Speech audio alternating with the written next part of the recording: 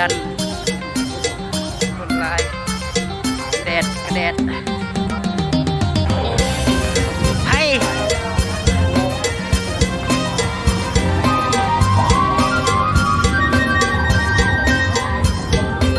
นี่จิ๊กเสียงทะลุไทย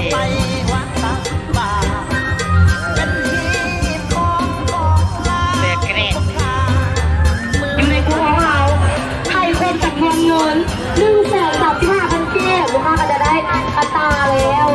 ถือว่าคู่แพงเราราคาคู่แพง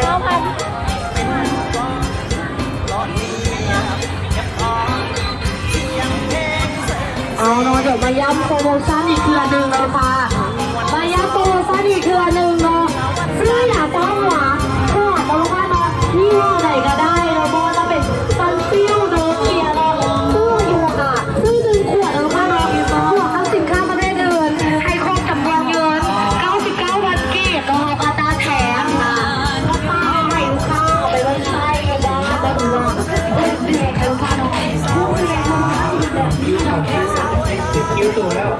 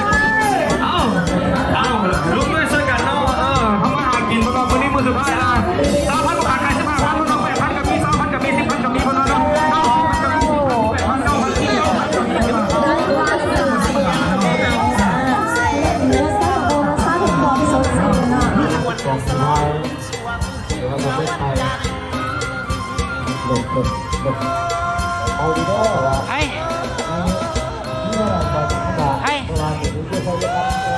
ชาวเด็กนำก่อนตกรอบไป18ลำเมืองเอารอบไปลำคือว่าคนของแบบนี้ทำในมือวางมือของนายอันดับที่หนึ่งเป็นบริษัทอันอาราเบียอันดับสองคือต้นกล้วยไทยและข้าวอุปทานโดยบริษัทนครขนส่งรักษาเป็นเรื่องเอาโน่พารวยวัดตีบ้านพาเดียวเวลานี้เป็นผลของการแข่งขันเมื่อที่กองท้ายเข้าว่าการแข่งขันในเรื่องบางที่ถือว่าสำเร็จด้วยความจงงามในการกองพิทักษ์มันเกิดบรรดาหัวหน้างานที่กองตีท้ายตอนใต้หรือว่า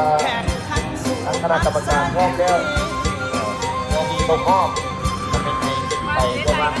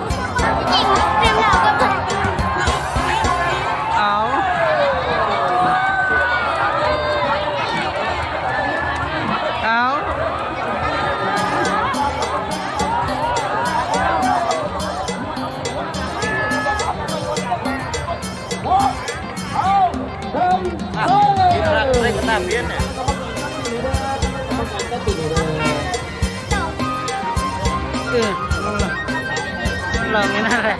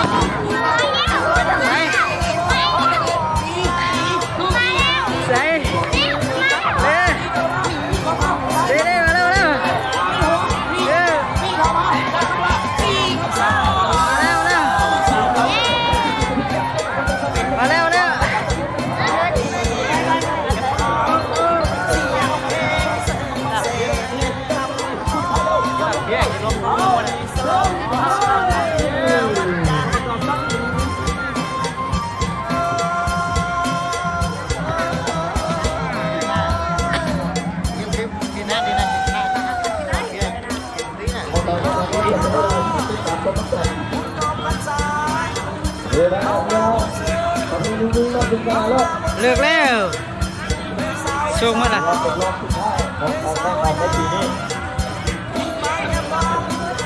อยู่มันไปได้เลย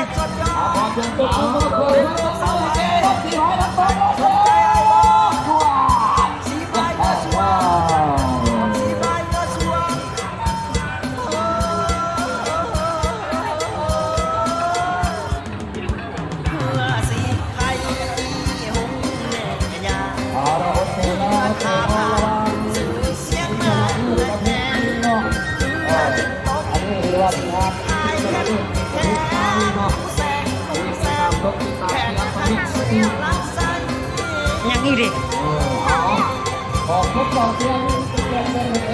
ไปคุณค่ะตอนทุกที่2เที่ยวทุกกำลังใจให้ตัวประเภทของเราแม่ยิงของเราเนาะ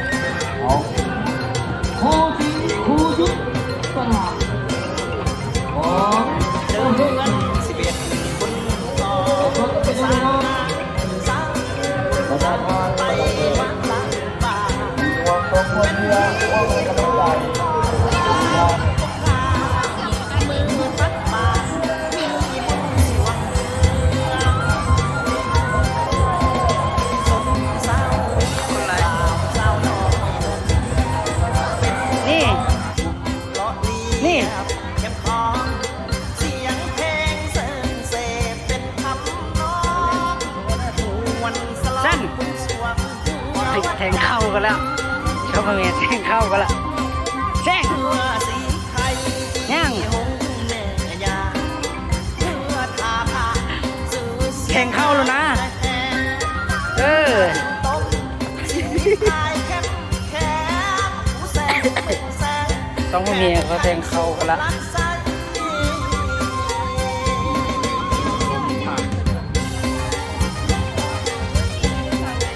เดี๋ยวบุญช่วงเรือโอ้งามเลย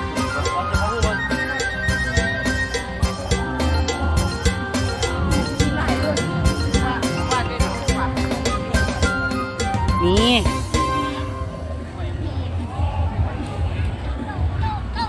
กาวนุ่งเศร้ากาวนุ่งเศร้า